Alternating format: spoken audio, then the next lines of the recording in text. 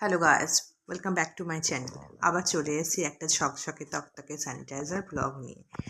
তবে আজকের ব্লগটা হবে একটুখানি অন্যরকম, কেননা আমি আজকে ক্যাপ্টেন আংশুমান সিং সম্বন্ধে কিছু আলোচনা করব, যার সম্বন্ধে এখন সোশ্যাল মিডিয়া তোলপাড়।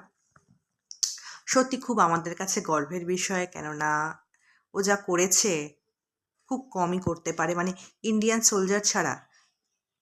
আর্মির সোলজার ছাড়া অন্য কারোর কাছ থেকে এই জিনিসগুলো আশা করা যায় না। নিজের প্রাণের তোয়াক্কা না করে এতগুলো জীবন বাঁচিয়েছে। নিজের বাবা মা, নিজের পরিবার, নিজের ওয়াইফ, কারোর কথা চিন্তা করেনি। সত্যি কজন করতে পারে? হ্যাঁ, আমাদের ইন্ডিয়ান সোলজার এই করতে পারে, মানে ইন্ডিয়ান আর্মির যে সোলজাররা আছে তারাই করতে পারে সে কাজটা। কত ভালো কেরিয়ার ছিল ছেলেটার। একজন ডাক্তার হয়েছিল সে। সে অন্য জায়গায় প্র্যাকটিস করতে পারতো, প্রচুর টাকা ইনকাম করতে পারতো, তা না করে ইন্ডিয়ান আর্মিতে জয়েন করেছে। দেশের স্বার্থে, মানুষের স্বার্থে। তাকে স্যালুট করা ছাড়া আর কিচ্ছু করা যায় না। কিছুদিন আগেই আমি বিক্রম বাত্তার অটোবায়োগ্রাফি পড়ছিলাম। সেও ইন্ডিয়ান নেভিতে আর কি চান্স পেয়েছিল, কিন্তু সেখানে না গিয়ে আমাদের ইন্ডিয়ান আর্মিতে জয়েন করে। সেও খুব অল্প বয়সে মারা গেল, 25 বছর বয়সে। তার তো বিয়েও হয়নি। মা বাবার প্রথম সন্তান সে, আরেকজন ছেলেও আছে, বাট সে প্রথম সন্তান। তো একজন মা বাবার পক্ষে ছেলের মৃতদেহ সামনে থাকাটা যে কতটা বড় সুখের, সে একজন মা বাবাই বুঝতে পারে। সবাই ভুলে যাবে, কিন্তু মা বাবা কখনো ভুলতে পারে না।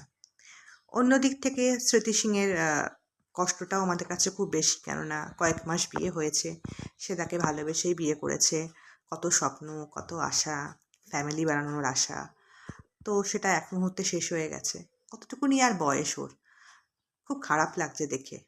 রিসেন্ট তো আবার ব্রজেশ থাপার সম্বন্ধেও শুনছি। সেও মা বাবার একমাত্র ছেলে, তার বাবাও ক্যাপ্টেন ছিলেন আর্মিতে। তো মুখাগ্নি করার মতো তার মা বাবাকে আর কেউ থাকলো না। একমাত্র সন্তান চলে গেলে যে কি হয়। কিন্তু তবুও নিউজ পেপারে আমি পড়লাম তার বাবা কিন্তু ভেঙে পড়েনি, তাকে সসম্মানে বিদায় জানালো, শেষ সম্মান দিয়ে। এটা অনেক বড় কথা।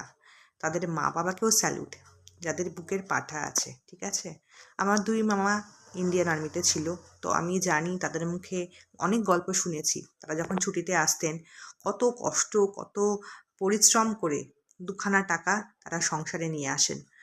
তো খুবই চ্যালেঞ্জিং ব্যাপার এটা।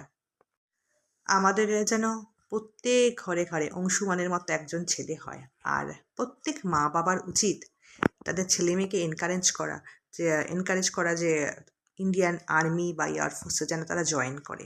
কেননা সবাই যদি আমরা ভয় পেয়ে ঘরের মধ্যে লুকিয়ে থাকি, তো আমাদের দেশকে রক্ষা করবে কে?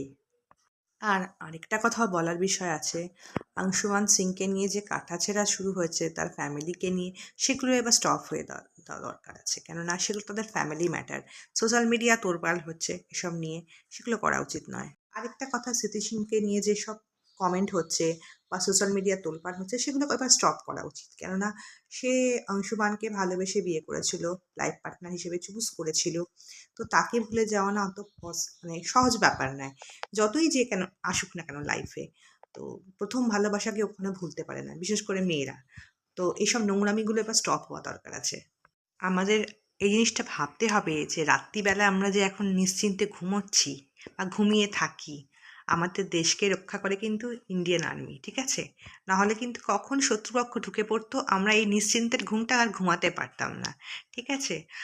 আর আরেকটা জিনিস ভালো হতো, যদি অংশুমান আমাদের মধ্যে বেঁচে থাকতো, নিজেই তার অ্যাওয়ার্ডটাকে সে রিসিভ করতে পারতো। তাহলে হয়তো এই সব নোংরামি যে সোশ্যাল মিডিয়ায় চলছে, সেগুলো বন্ধ হয়ে যেত। জয় হিন্দ। আমার চ্যানেলটা যদি ভালো লেগে থাকে, বিশেষ করে আজকের ব্লগটা যদি ভালো লেগে থাকে, প্লিজ প্লিজ কমেন্ট করো, সাবস্ক্রাইব করো এবং শেয়ার করো।